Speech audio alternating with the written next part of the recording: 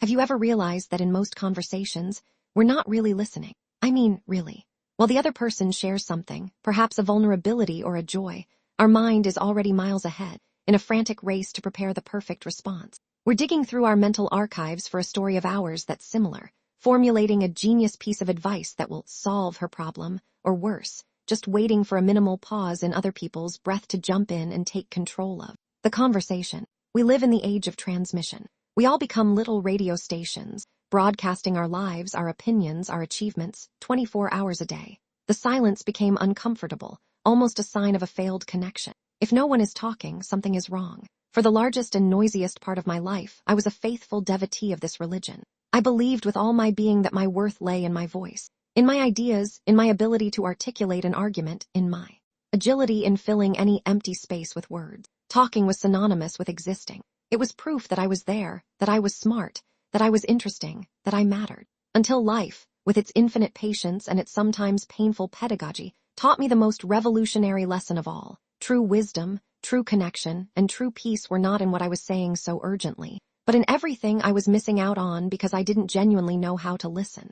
I was what you might call a chronic talker, a debater by nature, a storyteller by vocation, a problem solver by compulsion. In any environment, my presence was marked by sound. In work meetings, I felt compelled to be the first to raise my hand, to offer perspective, to challenge a premise. I confused volume with contribution. In meetings with friends, I was the anchor of the conversation, weaving my anecdotes, my travels, my difficulties, believing that by sharing everything, I was being authentic and creating intimacy. In my love relationships, I was an architect of solutions. Before my partner could finish expressing a frustration, I would come in with a 5-step floor plan to solve the problem, without ever stopping to ask him what he really felt or needed. I was proud of this ability. He saw it as a strength, a sign of a sharp mind and a generous heart. But underneath this bright layer of self-perception, there was a much darker truth that I refused to face. My incessant need to speak did not spring from a source of trust, but from a deep well of insecurity. It was a sophisticated defense mechanism. It was the paralyzing fear that if I kept silent, people would find out I wasn't as smart as I seemed. The fear that my silence would be interpreted as apathy or, worse, as an inner emptiness. The terrifying fear that, in the stillness, without the distraction of my own voice, I would have to finally find the person I avoided the most in the world, myself. This compulsion to speak created an invisible but impenetrable barrier between me and the people I most wanted to connect with. I was surrounded by people, my schedule was full, but I felt a chronic loneliness, a persistent lack of true connection. It was like dying of thirst in the middle of the ocean. I offered words like someone offering salt water. It seemed nutritious, but it only increased the thirst of those who received. I gave advice, but I offered no consolation. I heard the facts of the story, but I was deaf to the emotions that pulsed beneath the surface. Because to feel the other, you must first silence yourself, and I just didn't know how. The memory that marks the beginning of my awakening is as clear as it is painful. It was on a cold autumn afternoon, in a coffee shop with the smell of coffee and rain. I was with one of my best friends who had just lost her job. She began to tell me with a choked voice and a lost look about the shock, the humiliation, the fear of the future. And I, in myself, proclaimed role of savior, did not let her finish a single thought. Each sentence of hers was a trigger for my intervention. Calm down, it's not the end of the world, I said. You're super talented, you'll find something else soon. But have you ever thought about seeing this as an opportunity to finally do what you love?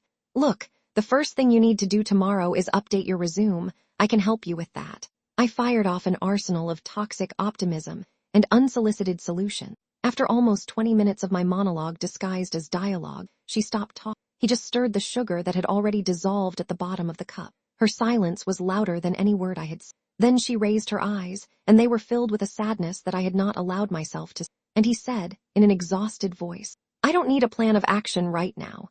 I just needed you to stay here with me in my mess for 5 minutes. I just needed you to listen to me. That sentence was not a criticism. It was a mirror, and the image he reflected broke me. In my haste to fix it, I had broken our connection. In my eagerness to be useful, I had been useless in the way that mattered most. My speech, which I believed to be a bridge, was actually a tall, insurmountable wall. I wasn't offering her a safe haven. I was trying to drag her to my boat without even asking if she could swim. That conversation didn't end there, but something inside me changed forever. I came home with an echo in my soul, her voice saying, I just needed you to hear me. And for the first time, I decided to really hear what that meant. My journey began with an experiment that, for me, was radical. In my next important conversation, I set myself up for a functional vow of silence. My sole and exclusive goal would be to understand what the other person was feeling, not what they were thinking or doing. Sounds simple, doesn't it? But it was one of the fiercest internal battles I've ever fought. My mind, addicted to intervening, went into withdrawal mode. Every pause in the other person's speech was a vacuum that my brain screamed to fill. I felt a physical anxiety, a agitation that made me want to jump out of my chair. It was like trying to hold a wild horse. It was in this deep discomfort, in this arena of fighting my own impulses, that I began to glimpse what listening really is. Listening is not a passive act of absorbing sound, like a sponge. It is not just waiting, with forced patience, for your turn to speak. True listening is one of the most active and intense forms of presence. It is a spiritual exercise of emptying your mind of yourself, your opinions, your experiences, your judgment, so that the other person's universe can fully exist in the space between you. It's like arriving in a foreign country, and instead of immediately comparing everything with your homeland, you dedicate yourself to learning the language, the customs, the soul of that place. It is to offer the rarest and most precious gift we have in this distracted world, our complete, focused, and above all, compassionate attention. When I started practicing this, even if in a clumsy and imperfect way, the world around me began to transform. Or, to be more precise, my perception of the world has changed radically. I found that people, in the vast majority of cases, don't want our solutions ready-made. They crave our unconditional presence. They need validation that their feelings, no matter how confused or irrational they may seem, are legitimate. And the miracle is that when they feel truly heard, they find their own answer. The silence I learned to offer became a clear mirror, where they could finally see their own reflected wisdom, without the distortion of my ego. My relationships began to gain a depth that I never imagined possible. Instead of just exchanging information about our day, my friends and I began to share the fabric of our inner lives. I learned more about them in an hour of dedicated listening than I did in a decade of hurried conversation. I discovered the nuances of their pains, the complexity of their dreams, the subtleties of their joys, layers of their souls that had never been revealed, simply because they had never been given the sacred, quiet space to flourish. In the workplace, the change was seismic. My old approach was that of a soldier entering battle, armed with arguments and dice, ready to defend my territory and conquer that of others. My new approach was that of an explorer, entering uncharted territory with a blank map and a compass of curiosity. By genuinely listening to my colleagues, I began to understand the hidden concerns behind their objections, the aspirations that motivated their ideas. My contributions, now less frequent, have become incredibly more effective. I went from being the person who had all the answers to becoming the person who helped the group find the best answer. And the collaboration and respect I received in return were immeasurable. I began to realize that my compulsion to speak was a symptom, not the disease. The real illness was my terrifying inability to cope with my own inner silence. The same impatience I had with the pauses in the speech of others, I had with the pauses in my own life. I filled every second with some form of noise, loud music, podcasts in sequence, the television always on, working to exhaustion, a frenetic social life. It was all an elaborate and unconscious strategy so as not to have to listen to the most important and most neglected voice of all, mine. And what did this voice, so long muffled, try to tell me? She whispered with gentle insistence about my true desires, the ones I had carefully buried under layers and layers of shoulds and other people's expectations. She warned me, with a feeling in my stomach, about people and situations that drained my vital energy, warnings that my rational mind, with its cold logic, insisted on dismissing as nonsense. It reminded me, with flashes of images and feelings, of childhood dreams that I had filed away in the drawer of the impossible. She pointed, with a nagging pain in her chest, to emotional wounds that I swore were already healed. But that continued to infect my life in silence. Learning to listen to oneself is, perhaps, the most courageous act that a human being can undertake, because it means agreeing to face the truth without makeup, without filters, without anesthesia. It means having the humility to admit that, perhaps, the map we are using to navigate life is completely wrong. It means accepting our light and our shadow, our contradictions, our mess, our imperfect humanity. The practice of listening to others was, without my knowing it, my basic training, all the patience I forced to develop, all the curiosity I had to cultivate, all the compassion I learned to offer. I realized that I needed to turn this entire arsenal of skills inwards. I began to practice meditation, but not with the mystical goal of emptying the mind, an impossible task for a beginner like me. My goal was much simpler and more earthly, to sit in the middle of my mental chaos, and for the first time, just observe the transit of my thoughts and feelings without trying to control them, without judging them, without running away from them. At first, it was hell. A hurricane of self-criticism, anxiety about the future, rumination about the past, and an endless to-do list. But little by little, with the persistence of someone learning a new language, I began to distinguish the different voices that made up this cacophony. There was the loud and authoritative voice of the inner critic, always pointing out my flaws. There was the tearful voice of the wounded child, always afraid of being abandoned. And underneath it all, almost inaudible at first, was another voice, a calm, firm voice which did not use many words. It was a sensation, sudden clarity, a knowing that came from the bottom of my being. It was the voice of my intuition. She didn't scream. She didn't debate. She simply pointed the way. And the only way I could hear it was by intentionally creating islands of silence in the noisy ocean of my life. As I began to practice this deep listening to my own intuition, an ancient and subtle fear emerged from the shadows. It was the fear of passivity, the belief, so ingrained in our productivist culture, that if I stopped fighting, arguing, imposing myself, I would be swallowed up. What if, when I stopped talking, I lost my place at the table, my ability to influence, to create, to act in the world? It was the desperate echo of my former identity, which believed that value was intrinsically linked to the noise I was capable of producing. But what practice revealed to me was the exact opposite, in a way so profound that it redefined my entire understanding of power and influence. My speech, when it finally came, was unrecognizable. It was calmer, more rooted, more powerful. The difference was their origin. It was no longer born of the superficial anxiety of filling a void or proving a point. It emerged from the depths of a place of clarity, an inner space that I was learning to care for and respect. I discovered that there is a sacred and inseparable dialogue between listening and speaking. Attentive listening, both internal and external, became the dark and fertile land where the seeds of my words could finally germinate in a healthy way. Without this land, I realized that my previous words were only sterile seeds thrown to the wind, noisy for an instant, but incapable of taking root, of nourishing, of generating life. When you learn to speak from a place of listening, your words carry a different gravitational weight.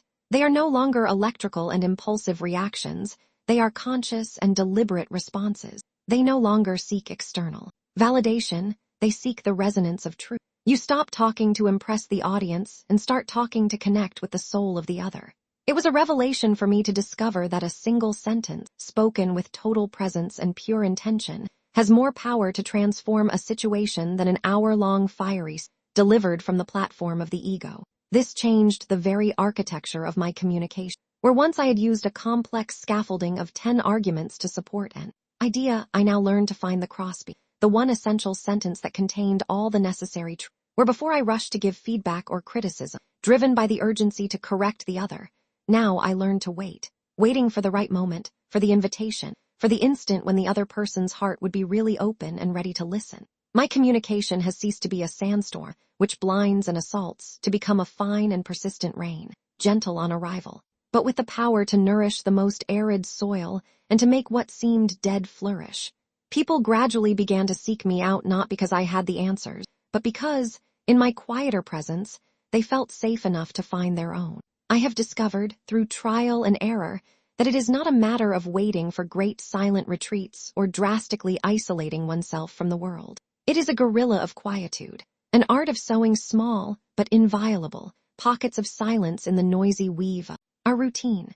The first step, and perhaps the most revolutionary in its simplicity, was to introduce the sacred practice of pause. Before I responded to that email that made my blood boil, before I reacted to that criticism that hit me like an arrow, before I entered into a conversation that I knew was a minefield, I forced myself to do only one thing: take a deep breath, a single, slow, conscious breath. This pause, which lasts no more than 3 seconds, is an interdimensional portal. It is the quantum space that exists between the external stimulus and our habitual reaction. And it is in this space that all our freedom and all our power reside. The freedom to choose an answer instead of being a puppet of our impulses. The The second step was to transform curiosity into a philosophy of life. I started going into every interaction, from the most trivial to the most important, with a secret question that guided my attention. What's the story behind the story this person is telling me? This simple change of focus moved me from the judge's chair to the explorer's chair, and that disarmed not only people, but especially myself. Curiosity is the most potent antidote to the poison of judgment. When you're genuinely curious about someone's inner universe, you have no room for arrogance. You become a learner. And when you put yourself in the position of a learner, human connection blossoms spontaneously and beautifully. Another practice that has become a pillar in my life has been the creation of moments of information fasting. I started with something small, my 20-minute walks at the end of the day. The initial impulse was always to put on a podcast, a song, something to optimize time. I decided as an act of rebellion to do nothing, just walk. The first few days were torture. My mind, in abstinence from stimuli, projected a whirlwind of worries, to-do lists, imaginary dialogue. It was unbearable, but I persisted. And gradually, something magical happened. External silence began to calm the internal noise. I began to notice the gradient of colors in the sky, the way the sunlight filtered through the leaves of the trees, the sound of my own footsteps on the ground. I was there, more present than I was all day. Those little moments became my oasis of sanity, recharging my soul in a way that no form of entertainment ever could. Eventually, journaling became my most sacred listening tool. I resignified it. It was no longer an event log, an activity. Log, he became my silent therapist, my confessor, my oracle. I would open a blank page and ask a question from the heart. What does my soul need me to know today?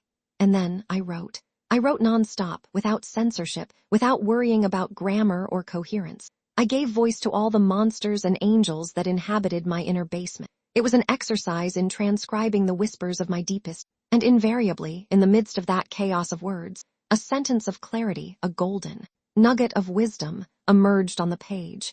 The answer was always there, patiently waiting. I just needed to be quiet enough to be able to hear it and with my hand give it shape.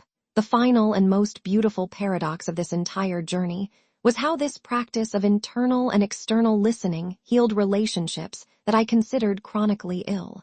There was a specific conflict with a person very close to me that had been repeated for years, like a scratched record. It was always the same script, the same accusations, the same defenses. It was an exhausting dance of pain, where each of us knew the steps by heart. We both entered the arena with our armor and our sword, ready for the battle of who was more right, who was more right.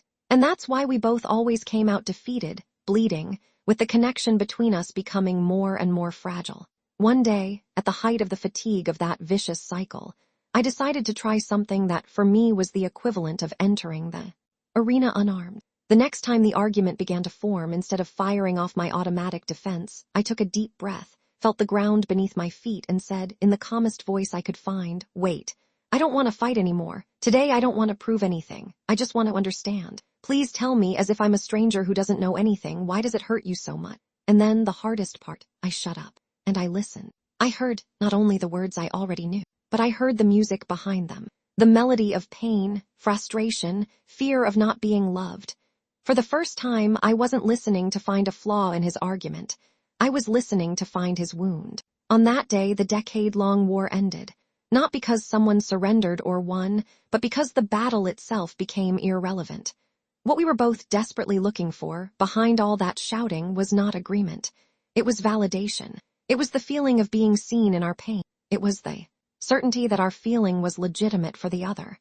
Listening was the white flag. Listening was the peace treaty. At the end of this long and transformative journey to the center of silence, I finally understood what I feared most, both in the stillness of others and in my own. It was the same thing, the truth that I had no control over almost anything, the truth that I didn't need to have all the answers, the truth that underneath all my performance of competence and self-sufficiency, there was a deeply vulnerable person who just wanted to be loved and accepted as she was. And the truth I found, when I finally stopped running away, was not the scary monster I imagined. It was the most liberating force I have ever had the privilege of experience. The great and humble lesson that life has taught me is that listening is, at its core, an act of revolutionary love. It is the most genuine and powerful way of saying to the other, and to ourselves, "You matter, your story matters, your pain matters, your joy matters." Its existence, for me at this moment, is sacred. And when we offer this gift of unconditional presence to others,